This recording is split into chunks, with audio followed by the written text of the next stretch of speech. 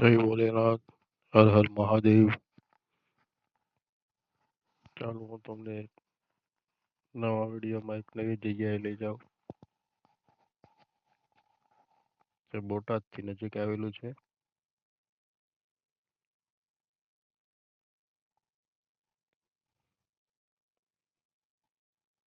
એક એવા સ્થળે તમને આજે લઈ જાઉં.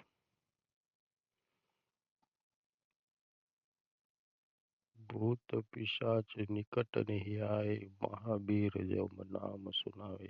તો આપણે સારંગપુરના દર્શન કરાવું. સારંગપુર આવી ગયા છીએ. આ સારંગપુર હનુમાનજી દાદાનું મંદિર છે. જો સખત ભીડ, રવિવારનો દિવસ છે એટલે સખત ભીડ છે.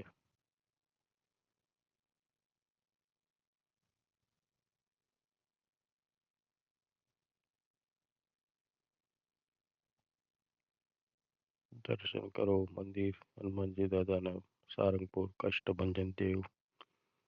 બોલો કષ્ટભંજન દાદાની જય.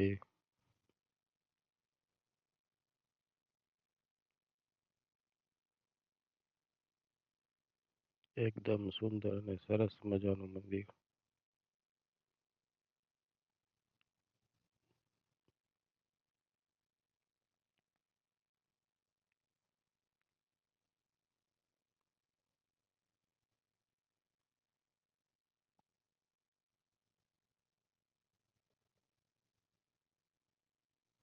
જો હનુમાનજી મહારાજની મૂર્તિ.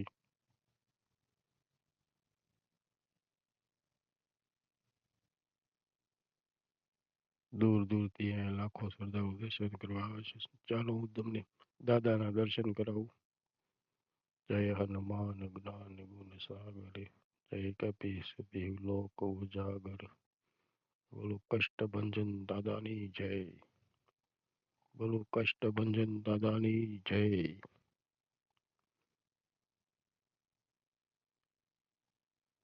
એ લાખો શ્રદ્ધાળુઓ દૂર દૂરથી માનતાઓ કરવા આવે છે અને લોકોના દુઃખ દૂર થાય છે. તો હનુમાનજી મહારાજની 5 ધાતુની બનાવેલી મૂર્તિ. The king of Sarangpur. એકદમ વિશાળ, એકવાર જોવા જેવું છે. આમ કષ્ટભંજન દેવ દાદાનું મંદિર. અને અહીંયા આવો એટલે તમને કુદરતી જ આ અનુભૂતિ કરવાનું સ્થાન છે. મહેસૂસ થાય તમને, મહેસૂસ થાય એવું સ્થાન છે. જો અહીંયા રૂબરૂ આવો તો તમને એક દિવ્ય દર્શન થાય અને એક અલગ જ પ્રકારની તમારામાં એનર્જી આવી જાય અને અલગ જ મહેસૂસ થાય. જ્યારે તમે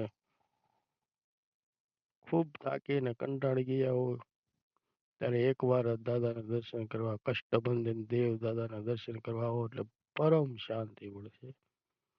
આ કોઈ કહેવાની જરૂર નથી, પણ અહીંયા આવો તો તમને આમ મહેસૂસ જ થાય કે આ જગ્યાએ શાંતિ શાંતિ શાંતિ. દાદાની તમને આમ અનુભૂતિ થાય કે હાજર હજુર છે દાદા. કષ્ટભંજન દેવ દાદા અહીંયા હાજર હજુર છે. જો આ શ્રીફળ વધારવા માટે દાદાની આ મૂર્તિ પંચધાતુની અહીંયા જુઓ તમે. આ હાથમાં તમે શ્રીફળ દાદાને આપો એટલે બીજા હાથમાં એ તરત જ વધેરાય અને બહાર પ્રસાદી આવી જાય છે. જો અદ્ભુત છે ને.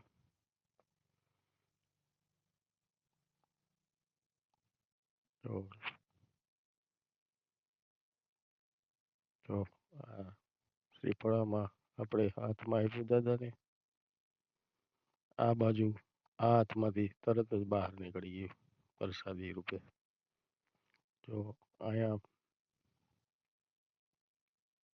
કાઉન્ટર છે, પ્રસાદીનું કાઉન્ટર છે. અહીંયા જળની બોટલ મળે છે. જો આ કષ્ટભંજન દેવદાદાની અહીંયા શોપ છે. તો એમાં તમને અનેક વેરાયટીમાં દાદાની મૂર્તિ, કિચન અને ઘણું બધું અહીંયા વેરાયટી તમને મળી જશે. માળા છે, કિચન છે, દાદાના મૂર્તિ છે, પંચતત્વની મૂર્તિ, સાદી મૂર્તિ, ફોટા,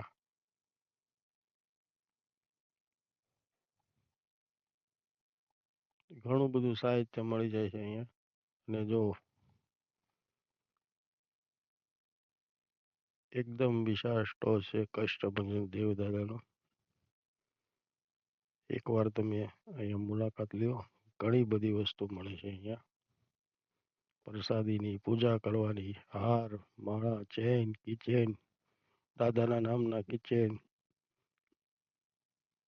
દાદાની મૂર્તિ, દાદાના ફોટા, લેમિનેશન વાળા ઘણી જ વસ્તુ અહીંયા મળે છે. એકવાર તમે અહીંયા સ્ટોરમાં પણ મુલાકાત લ્યો. બહુ સરસ મજાનો સ્ટોર છે, બહુ મોટો સ્ટોર છે. જો દાદાની મૂર્તિ જોઈએ એવી મૂર્તિ પણ મળી જાય છે. લેમિનેશન ફોટા પણ મળે છે. હાર, કિચન જો કેવડો મોટો વિશાળ સ્ટોર છે. જો પંચધાતુની મૂર્તિ એ પણ અહીંયા મળે છે.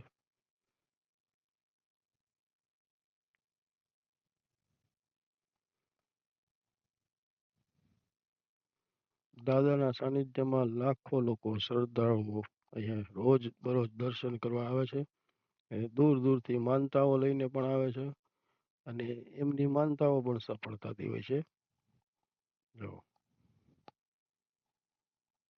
પંચધાતુની મૂર્તિ જો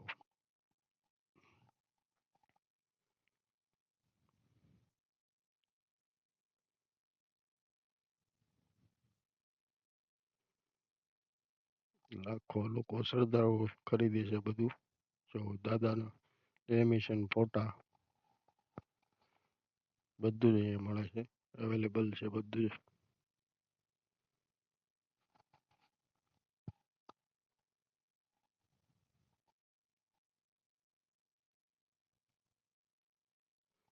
જો આ સારંગપુર કષ્ટભંજન દેવદાદાની વિશાળ ભોજનાલય છે.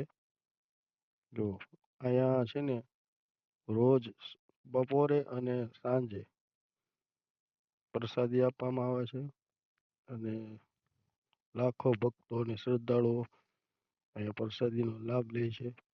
અને હજારો માણસો ટેબલ ખુરશીમાં બેસી અને પ્રસાદ લઈ શકે તેવી વ્યવસ્થા છે. અહીંયા કષ્ટભંજન દેવદાદાની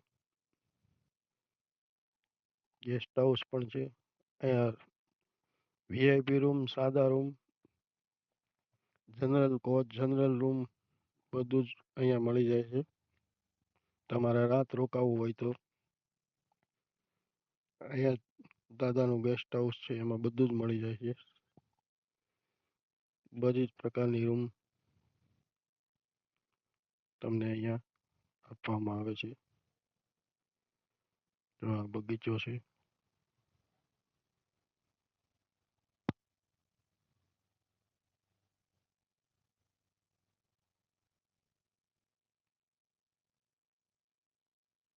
આ જગ્યા એવી છે તો તમને અહેસાસ શાંતિનો થાય છે. જો અહીં નીલકંઠ મહાદેવનું પણ મંદિર છે અંદર. કષ્ટભંજન દેવતા સાનિધ્ય. આવો ત્યારે નીલકંઠ મહાદેવના દર્શન કરો. એ પણ અહીંયા જ છે અંદર.